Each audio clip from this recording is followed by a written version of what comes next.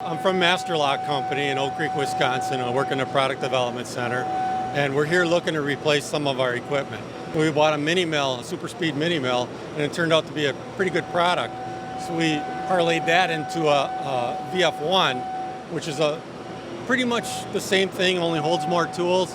It worked out so well, we're going to have every model maker have his own Haas milling machine by the end of the year.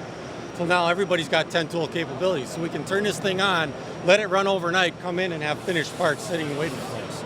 Tell me about how this show helps you every time you come here. How does it inspire you? What do you think about it? This is the who's of manufacturing here.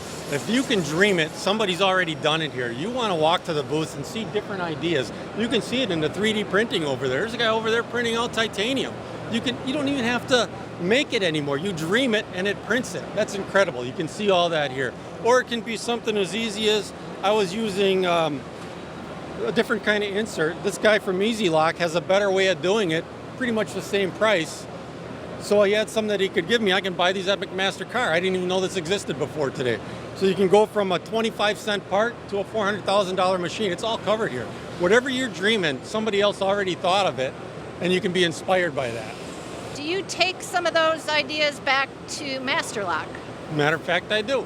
If you look right now, one of the things we're looking at is work holding right now. We were old school, looking at a 6-inch vise, crank it down, machine your part, take it out, turn it over, and indicate it. Well, now with things like Mighty Bite jaw technology, you're only grabbing by 1/8 of an inch at the most.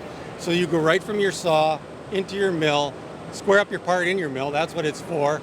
Flip it over, and you're already square. You don't have to do any initial squaring anymore, like we did old school.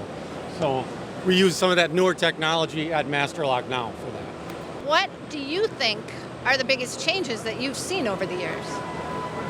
Well, they call it additive manufacturing, or rapid prototyping is what it used to be called.